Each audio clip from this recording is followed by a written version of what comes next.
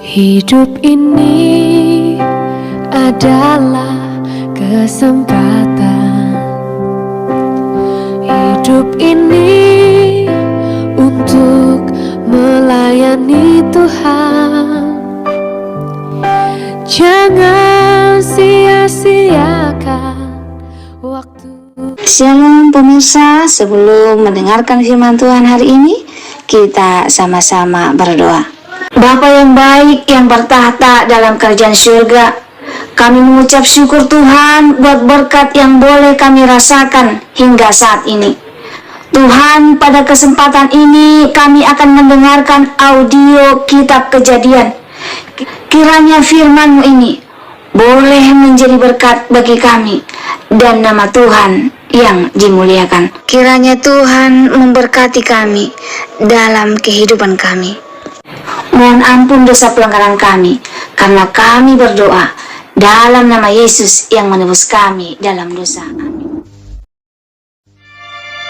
Ketika dilihat Rahel bahwa ia tidak melahirkan anak bagi Yakub, cemburulah ia kepada kakaknya itu, lalu berkata kepada Yakub, "Berikanlah kepadaku anak, kalau tidak, aku akan mati."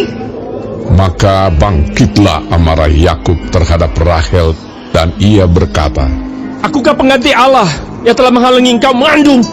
Kata Rahel, "Ini Bilha, budakku perempuan. Hampirilah dia, supaya ia melahirkan anak di pangkuanku, dan supaya oleh dia aku pun mempunyai keturunan." Maka diberikannya Bilha, budaknya itu, kepada Yakub menjadi istrinya, dan Yakub menghampiri budak itu. Bilha mengandung, lalu melahirkan seorang anak laki-laki bagi Yakub.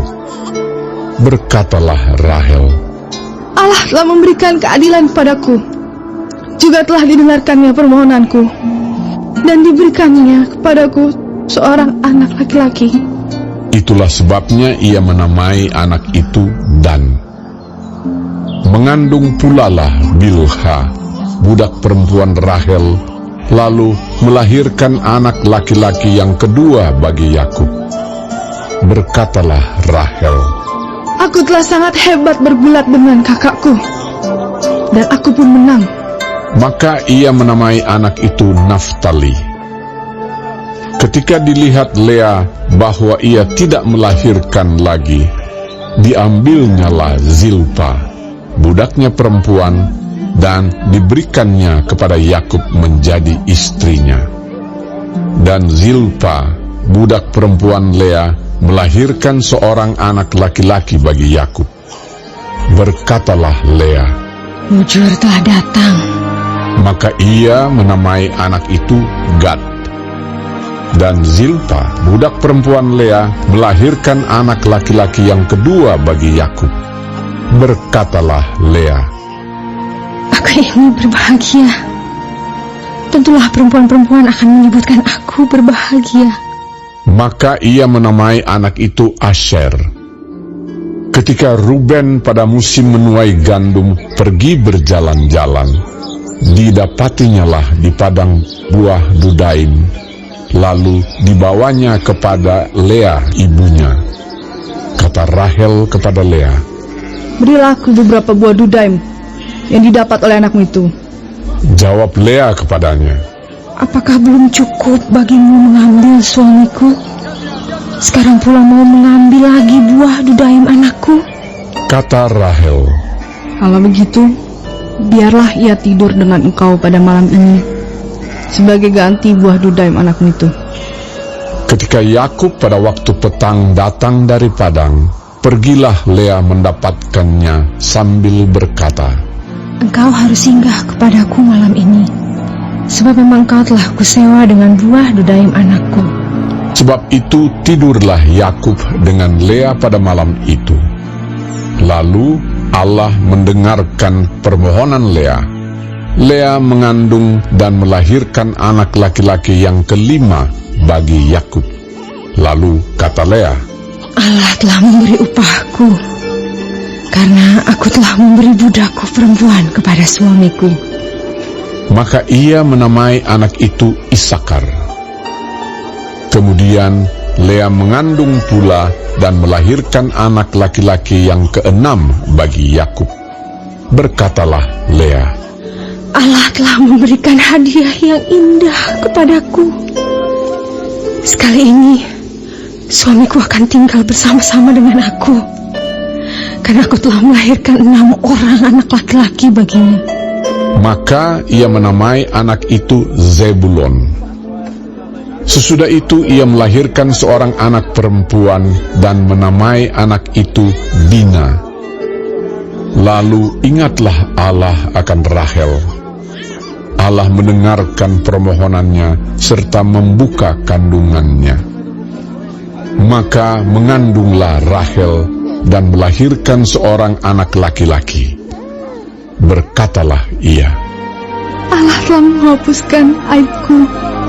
maka ia menamai anak itu Yusuf, sambil berkata, Mudah-mudahan Tuhan menambah seorang anak laki-laki lagi bagiku. Setelah Rahel melahirkan Yusuf, berkatalah Yakub kepada Laban, Izinkanlah aku pergi, supaya aku pulang ke tempat kelahiranku dan ke negeriku. Berikanlah istri-istriku dan anak-anakku yang menjadi upahku selama aku bekerja padamu, supaya aku pulang, sebab engkau tahu betapa keras aku bekerja padamu. Tetapi Laban berkata kepadanya, Sekiranya aku mendapat kasih-Mu, telah nyata kepadaku bahwa Tuhan memberkati aku karena Engkau. lagi katanya, Tentukanlah upah-Mu yang harus kubayar, maka aku akan memberikannya. sahut Yakub kepadanya, Engkau sendiri tahu bagaimana aku bekerja padamu dan bagaimana keadaan ternakmu dalam penjagaanku. Sebab harta milikmu tidak begitu banyak sebelum aku datang, tetapi sekarang telah berkembang dengan sangat, dan Tuhan telah memberkati engkau sejak aku berada di sini. Jadi, bilakah dapat aku bekerja untuk rumah tanggaku sendiri? kata Laban. Apakah yang harus kuberikan kepadamu? Jawab Yakub, Tidak usah kau berikan apa-apa kepadaku. Aku mau lagi mengembalakan kambing dombamu dan menjaganya, asal kau mengizinkan hal ini kepadaku. Hari ini aku akan lewat dari tengah-tengah segala kambing dombamu dan akan mengasingkan dari situ setiap binatang yang berbintik-bintik dan berbelang-belang, segala domba yang hitam dan segala kambing yang berbelang-belang dan berbintik-bintik. Itulah upahku, dan kejujuranku akan terbukti di kemudian hari apabila engkau datang memeriksa upahku. Segala yang tidak berbintik-bintik atau berbelang-belang di antara kambing-kambing, dan yang tidak hitam di antara domba-domba, anggaplah itu tercuri olehku. Kemudian kata Laban, Baik, jadilah seperti perkataanmu itu. lalu diasingkannyalah pada hari itu kambing-kambing jantan yang bercoreng-coreng dan berbelang-belang, dan segala kambing yang berbintik-bintik dan berbelang-belang, segala yang ada warna putih pada badannya, serta segala yang hitam di antara domba-domba, dan diserahkannyalah semuanya itu kepada anak-anaknya untuk dijaga.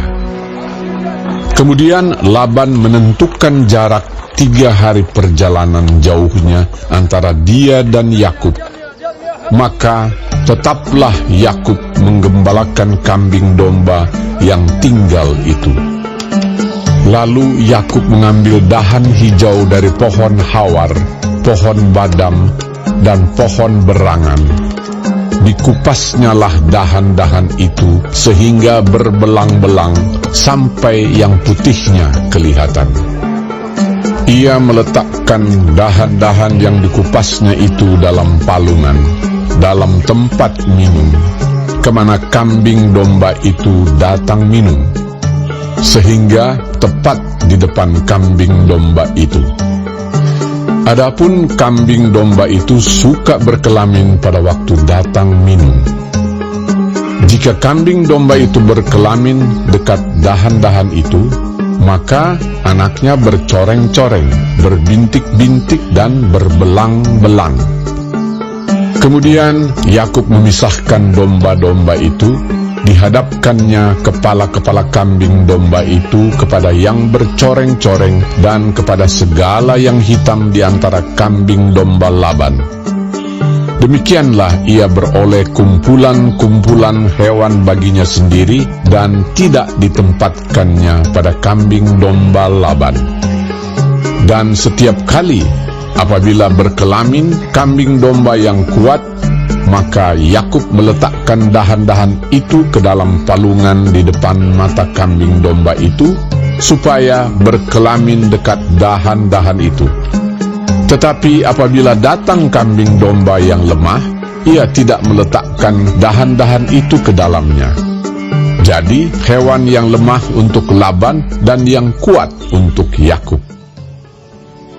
Maka sangatlah bertambah-tambah harta Yakub, dan ia mempunyai banyak kambing domba, budak perempuan, dan laki-laki, unta dan keledai. Baik, sebelum mengakhiri firman Tuhan hari ini, kita sama-sama berdoa. Bapa kami yang di surga, dikuduskanlah nama-Mu. Datanglah kerajaan-Mu. Jadilah kehendak-Mu di bumi seperti di sorga. Berikanlah kami pada hari ini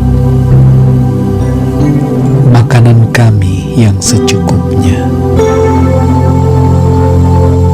dan ampunilah kami akan kesalahan kami, seperti kami juga mengampuni orang yang bersalah kepada kami. Dan janganlah membawa kami ke dalam pencobaan, tetapi lepaskanlah kami daripada yang jahat, karena Engkaulah yang empunya kerajaan dan kuasa dan kemuliaan sampai selama-lamanya. Amin. Terima kasih pemirsa telah mendengarkan firman Tuhan hari ini. Sampai ketemu besok hari. Terima kasih. Tuhan